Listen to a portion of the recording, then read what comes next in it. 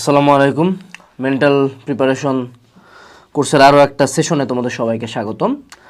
আজকের আমাদের আলোচনার বিষয়বস্তু হবে ডিপ্রেশন। তো আমি আসলে কোনো সাইকোলজিস্ট না, সাইকিয়াট্রিস্টও না, আমি ইয়াহিয়া আমিনও না, ঠিক আছে? তো আসলে তারপরে ডিপ্রেশন নিয়ে কথা বলতে হয়, কারণ রিজন হলো আমি একজন ডিপ্রেশনে ভুগা মানুষ। আমি নিজেই সিভিয়ারলি ডিপ্রেসড এখন, বাট একটা স্টেজ ছিল যখন আসলে ডিপ্রেশনের জন্য আমার বাঁচে থাকার ইচ্ছাই নাই হয়ে গেছিলো, সুইসাইডাল ছিলাম, ঠিক আছে? তো ওইখান থেকে কীভাবে আমি বের হয়েছে সেটা আমি বলবো। এখন কথা হলো যে তা ভাই আপনি নিজেই ডিপ্রেসড, আপনি কেন ডিপ্রেশনের টিপস দিতেন? ব্যাপারটা মনে রাখবা, এই আলোচনাটার একদম শুরুটাই করে এইভাবে যে সবারই লাগে ভাই, ট্রাস্ট মি। ডিপ্রেশন নিয়ে এই জেনারেশনের, ফার্স্ট অফ অল এই যে সোশ্যাল মিডিয়ার জেনারেশনের জেনজির অ্যাটলিস্ট 90% মানুষজন ডিপ্রেসড। এইটার কোনো রিমেডি নাই, এটার কোনো রিমেডি নাই।